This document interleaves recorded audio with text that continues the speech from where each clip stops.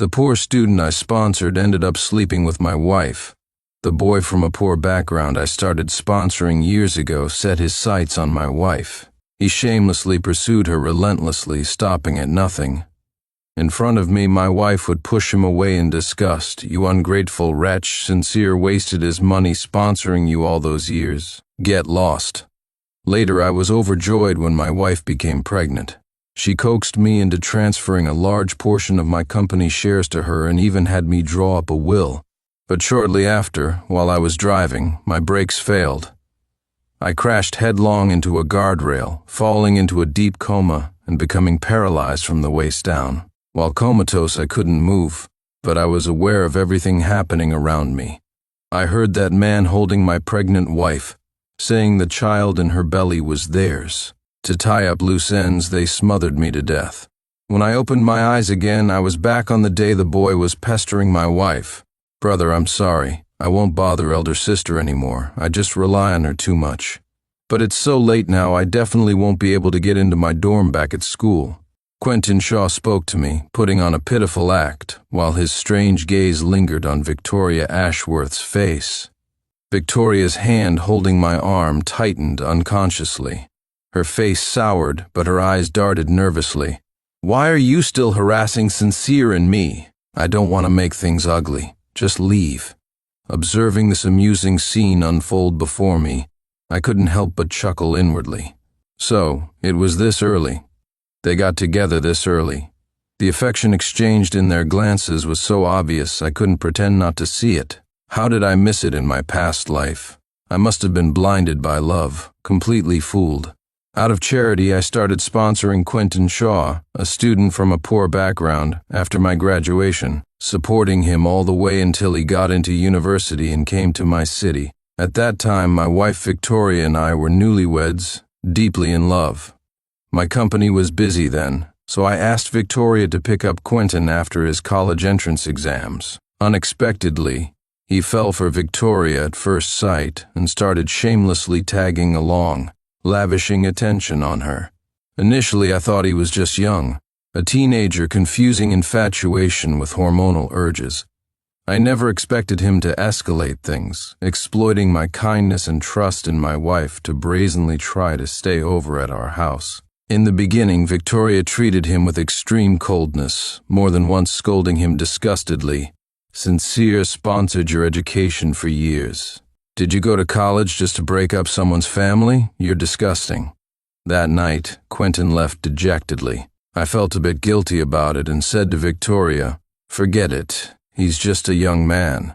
He probably didn't mean any harm." Victoria smiled and threw herself into my arms, cooing playfully, "Oh, you're always so kind. One day someone will take advantage of you, and you won't even know it.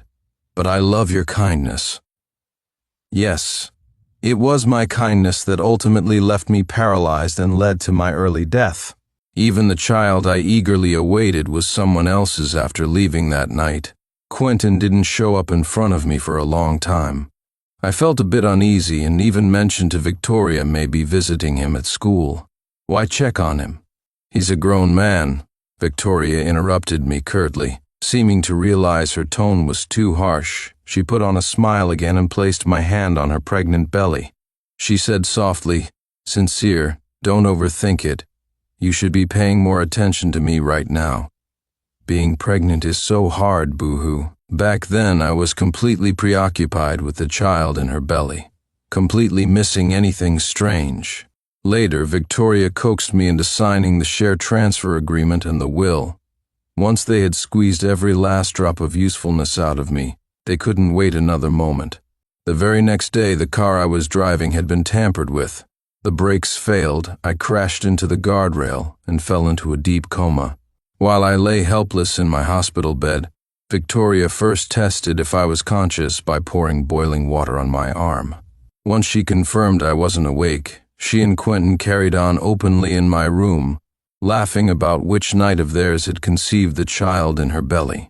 Listening to the wicked whispers of the lover I no longer recognized, I finally, belatedly understood the truth. I lay there enduring unbearable torment until, on a stormy, rainy night, I was smothered to death. When I opened my eyes again, I had been reborn on the day Quentin tried to stay over at our house. 2. Watching Victoria's feigned disgust mixed with reluctance, I had to admit, she really was a good actress. I stopped her from pushing Quentin away, saying gently, "It's all right, let him stay for the night. His dorm is probably closed by now. We can't have him sleeping on the street." Both Victoria and Quentin froze, apparently surprised by my words. Victoria threw herself into my arms again, saying in a cutesy, affected voice, "Husband, you're always so kind." "No, I won't be foolishly kind anymore. I am now a vengeful spirit crawled back from hell, here to exact vengeance." After I invited Quentin inside, he initially pretended to be awkward, sitting stiffly on the sofa. By the time I washed a plate of fruit and brought it out, as usual, he had already sidled up next to Victoria. His hand almost touching her waist, I almost wanted to laugh out loud. What had blinded me in my past life to miss such blatant infidelity? Or perhaps, how deep must my love for Victoria have been back then to think she was gentle, sweet, and only had eyes for me? I cleared my throat pointedly, and Victoria immediately pushed Quentin away. She whirled around to look at me, looking nervous. "Husband, it's getting late. Let's go upstairs and rest." Quentin's face turned ugly, glaring fiercely at me, looking like he wanted to start a fight right then and there. Tisk, no wonder he won in the last life. He really played the part of the long-suffering other man, not just manipulative, but patient and physically capable too, able to get Victoria pregnant so quickly. Calculating the timeline, it should be around now. It seems I can help speed things up for them. "Honey, I've been having trouble sleeping lately. Could you find the melatonin for me? I'll take it before bed," I said, pinching the bridge of my nose wearily. Not long after I lay down in the bedroom, Victoria came in with water and the pill. "Husband, take your medicine and rest. I'll stay with you." Obediently, I swallowed the melatonin with a large gulp of water. Under her watchful gaze, I soon fell into a deep sleep. "Husband, sincere." She called my name several times near my ear. Confirming I was truly asleep, she left the room silently. The moment the door closed, I opened my eyes. I quickly spat out the pill and water I'd held in my mouth, threw off the covers, and walked barefoot to the guest room on the second floor. As I got closer to the door, the strange noises from inside grew louder. "Just wearing a shirt? Tisk, nothing underneath, huh?" came Quentin's panting tease. "What? Don't you like it? This is my husband's shirt. Doesn't that make it hotter?" Victoria's voice was broken, punctuated by gasps. "Elder sister is so soft. Aren't you afraid your husband will find out, sneaking over here in the middle of the night?" "Afraid of what?" "I put sleeping pills in his water. He definitely won't wake up. We have all night." Their lewd banter reached my ears bit by bit. Hearing this still made me seethe with anger. Images from my past life, of Victoria and Quentin entangled in the hospital room, flashed before my eyes again. This despicable pair, having an affair right under my nose, plotting for my money and my life. Controlling my trembling hands, I turned on my phone's recording mode and placed it by the crack in the door, capturing the entire performance. Reborn, I wouldn't simply divorce Victoria. I would get justice for myself. I would make them pay back double the suffering they inflicted on me. 3. When I woke up the next morning, Victoria was busy in the kitchen. With her long hair loosely tied, she brought me a freshly made breakfast and warm milk, the picture of gentle elegance. I glanced at the plate fried eggs, golden brown on both sides. I scoffed inwardly. I wondered if Quentin had the good fortune to taste this today. "Husband, I have good news for you. I talked to Quentin this morning. He's thought it through and promised me he won't bother our lives anymore," Victoria said, draping herself over my shoulder playfully. I forced a smile. Those heartfelt words almost brought tears to my eyes. So it meant Quentin had become her permanent lover. Once the baby was conceived, she would trick me into writing the will and signing the share transfer agreement, then make her move. I tapped the table, my mind racing. "Victoria, didn't you mention wanting to work at the company?" We happen to be expanding and need people urgently. Would you be willing to come help me out?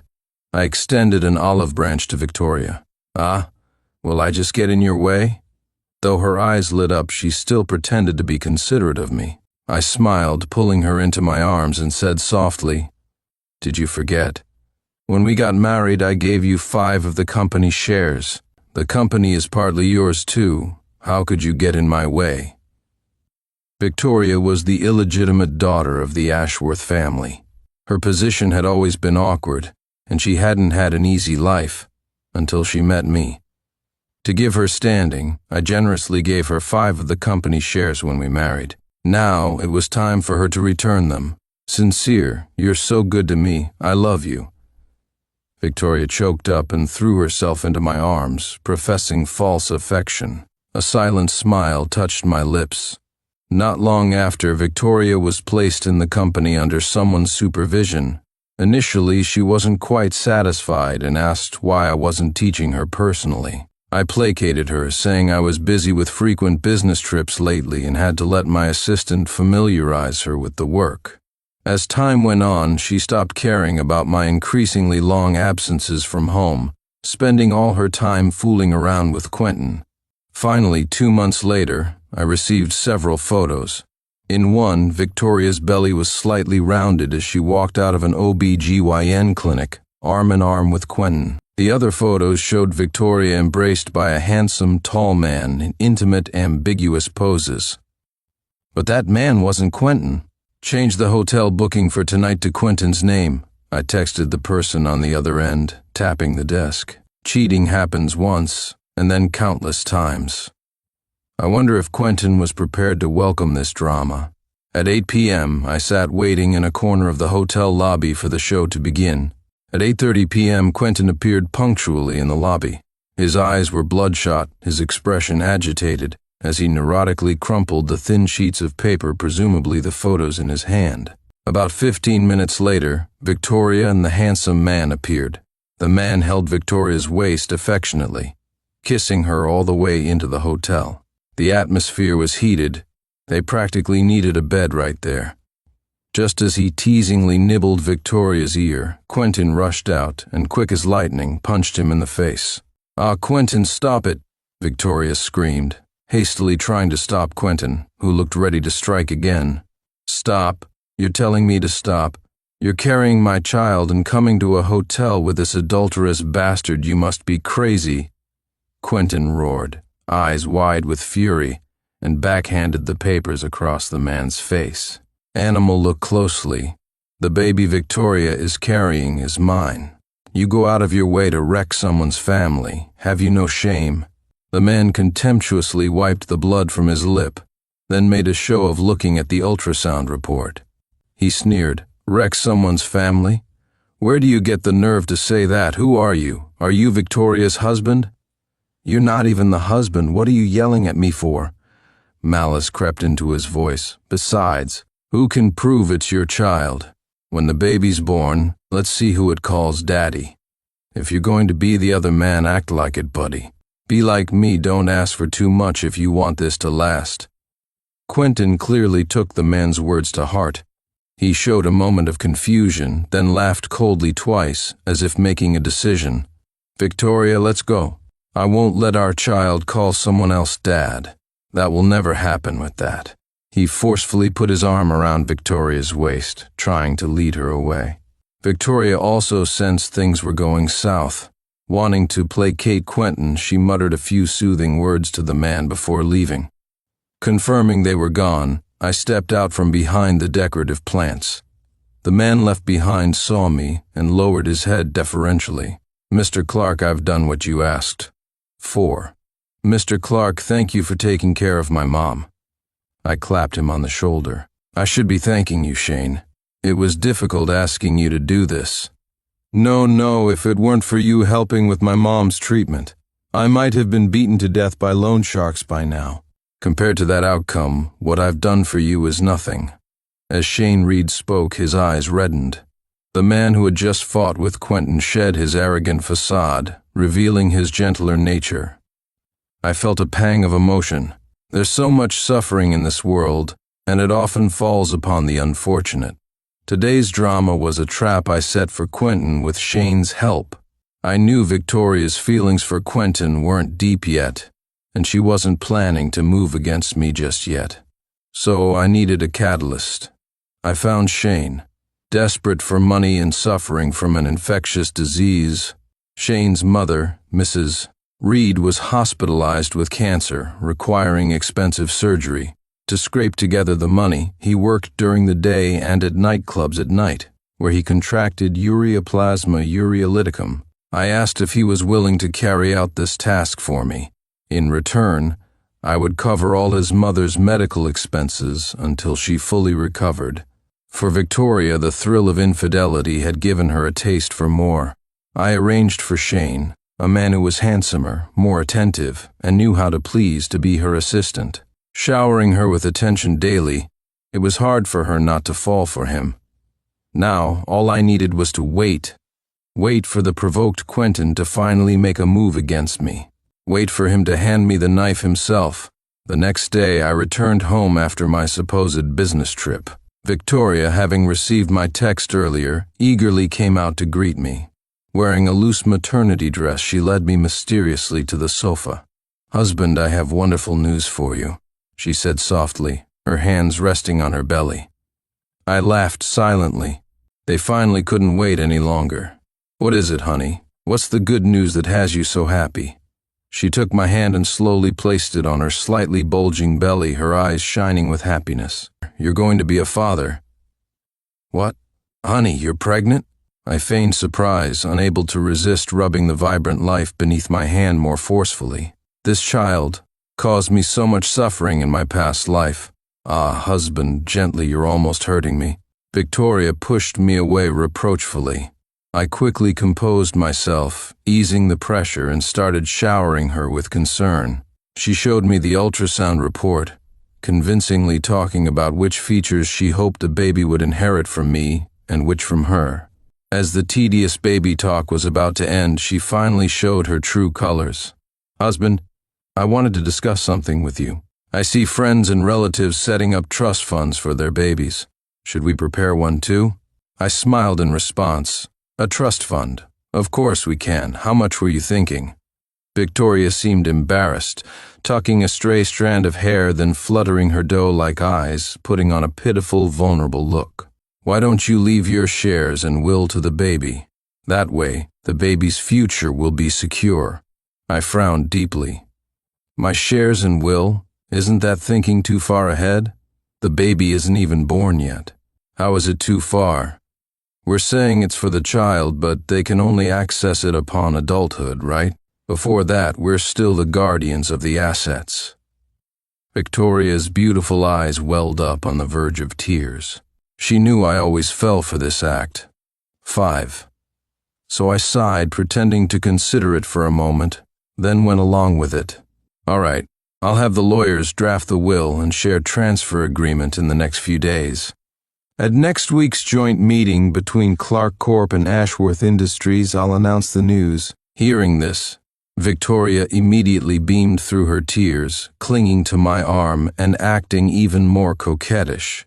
Within a few days, the share transfer agreement and will were drafted and delivered home. Victoria kept urging me to sign them quickly, but I put her off each time, saying it would be more formal to sign during the meeting. Soon, the day of the joint meeting arrived. Just before leaving, Victoria suddenly clutched her stomach, saying she felt unwell and needed to rest a bit longer at home. So, I drove to the company alone, asking the driver to pick up Victoria later in a different car. The meeting today involved Ashworth Industries and Clark Corp.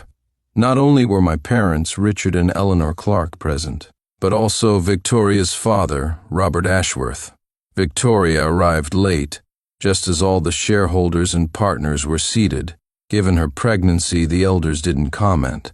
I acted the part of the model husband, pouring her water and placing a cushion behind her back. Victoria's hand felt cold. I wondered if something had happened on the way.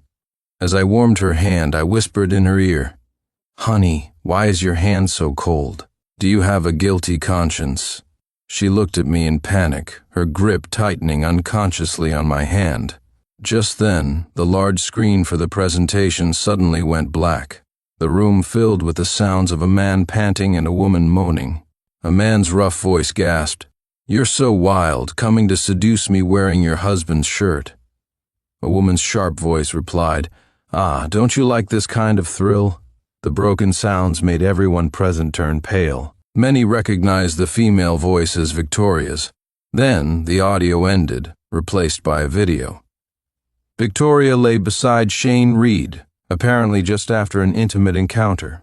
Shane caressed her slightly rounded belly, whispering intimately, "Carrying Quentin's child, refusing to divorce Sincere Clark, and still being with me.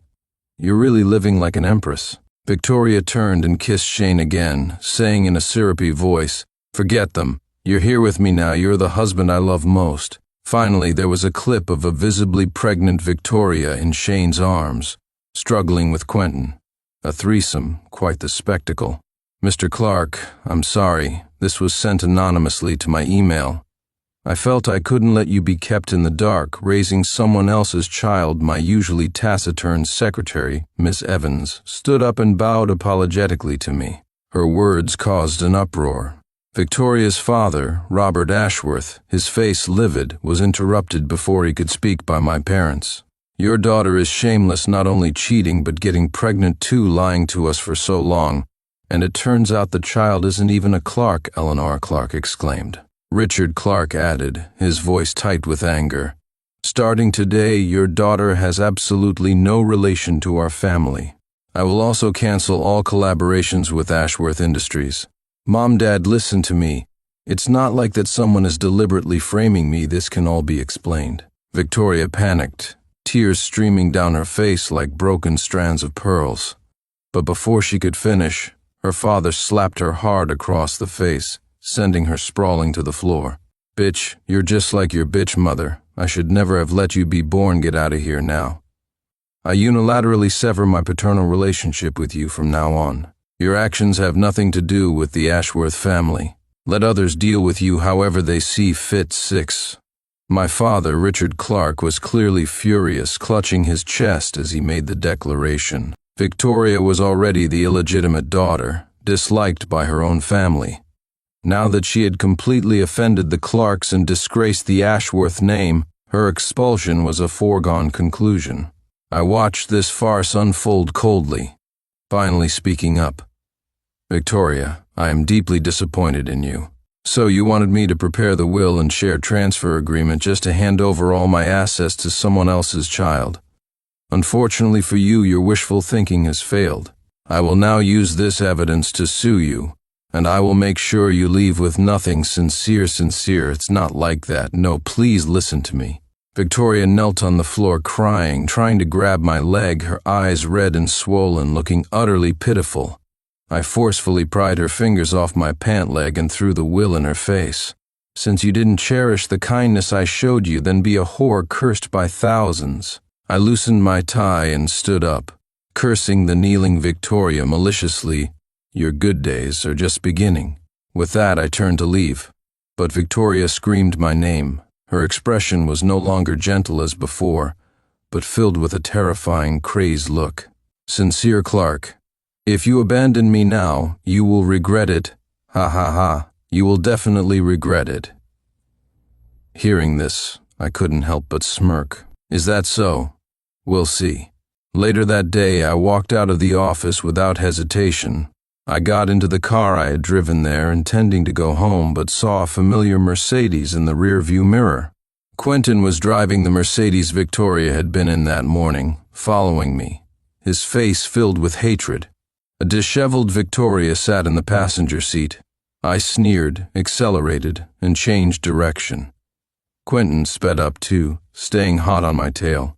Just as my speed approached the limit, I gradually eased off the gas, slowly reducing my speed, but Quentin's car maintained its high speed. His car pulled up alongside mine. His eyes, seen from the side, were clearly filled with panic and terror. Victoria pounded frantically on the car window, screaming my name. Sincere, save me, ah!" With a deafening screech of tires and grinding metal, the speeding car crashed headlong into the guardrail. Smoke mixed with the smell of engine oil gradually filled my nostrils. I leaned against my car door, coldly watching the paramedics pull the unconscious Quentin and the heavily bleeding Victoria from the wreck. Karma. What goes around comes around. This lifetime, the car crash still happened, just not to me. I had anticipated they would make their move on the day of the meeting. After all, what better time for my death than right after signing the will and announcing the share transfer? They still wanted me dead, even using the same method as last time, tampering with the brake pads of my usual car. Unfortunately for them, I was prepared. Quentin tampered with the car while I was in the meeting, but he never imagined I could have my assistant bring an identical, perfectly fine car as a decoy. And that damaged brake pad? It had been installed on the car he and Victoria were now in. The boomerang finally came back to hit them. I followed the ambulance to the hospital. Quentin stood outside the maternity ward, with minor cuts on his face and body, largely unharmed but mentally unstable, banging his head against the wall repeatedly. From inside the ward came Victoria's heart-wrenching, miserable cries. The moment he saw me, Quentin rushed over, ready to attack, but I blocked him. A faint smile touched my lips as I said calmly, "Why are you going crazy on me? Isn't this your own doing?" He staggered back in terror, trembling as he asked, You did this?" "No, you did it," I whispered, leaning closer to his ear. "You changed the brake pads. You killed your own child with your own hands." As if unable to bear the blow, Quentin slapped himself hard twice, like a madman. "Impossible. Impossible. I clearly changed your brake pads. How could they be on this car?" "Family. Is the family here? We need a signature. Hurry, the patient is hemorrhaging badly. The baby is lost. We have to focus on saving the mother now." A nurse ran out, calling for relatives, and approached me. I gave a relaxed smile. "I'm not family to the person inside. This one next to me is." With that, I left the maternity ward amidst Quentin's agonized roars. After buying some fruit and milk, I went to the recovery room. Inside, Shane was peeling an apple for his mother. Seeing me, he quickly stood up to greet me. "How is Mrs. Reed recovering?" "Much better. The doctor says she can be discharged after a bit more rest," Shane said, his eyes growing moist. "Thank you so much, Mr. Clark." I clapped him on the back, feeling quite emotional myself. "Don't mention it. You helped me a lot too. You should come work at my company from now on." "How can I? My qualifications?" He hesitated. "I think you're capable, that's all that matters.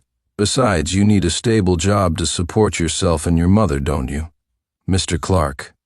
I stopped him from saying any more thanks. It was getting too cheesy. He truly had helped me immensely. He stayed by Victoria's side until she contracted ureaplasma ureolyticum, and her pregnancy became unstable. Only then did he leave and get treatment. It was the combination of the infection and the car crash that caused Victoria's miscarriage. The fetus used to plot my demise in the previous life. She couldn't keep it this time around. I suppose I've avenged my own wrongful death. Thankfully, I trusted my intuition. Not everyone is an ungrateful wretch like Quentin Shaw. This lifetime, I didn't help the wrong person. Later, through various channels, I heard news about Victoria and Quentin. After personally causing the death of his own child, Quentin's mental state deteriorated. He became unstable and erratic. Soon, he was expelled from university and committed to a psychiatric hospital. Victoria, after the devastating hemorrhage and miscarriage, was utterly demoralized and never recovered. She was completely thrown out by the Ashworth family, and thanks to the ample evidence I provided, my lawyer ensured she left the marriage with nothing. Her former friends and lovers avoided her like the plague, wanting nothing more to do with her. I don't know where she ended up. A year later, the independent company I founded was preparing for its IPO. My career flourished, and I met Sophia, an excellent, like-minded girlfriend. Around the end of the year, I planned to take Sophia home for New Year's Eve dinner to meet my parents. On the way, we passed an artisan dessert shop. Sophia coaxed playfully, asking me to queue up and buy some treats. Seeing the hopeful look in her eyes, I tapped her nose gently and took her hand as we got out of the car. As we were queuing near the entrance, I saw a staggering figure emerge from a nearby place of ill repute. In the winter cold, the person wore a cheap-looking short skirt with a slit nearly up to the thigh. Lighting a cigarette, she flirtatiously called out to passing men, "Hey, handsome, wanna book me tonight? Gotta buy drinks first, though." Beneath the crude makeup, I could vaguely make out her original features. Sophia asked sweetly what was wrong. I shook my head, holding her hand tighter. "Nothing. Let's go inside." She smiled and kissed me, and we walked side by side into the dessert shop. Snow began to fall outside, accumulating in a thick layer on the ground. A new year was about to begin,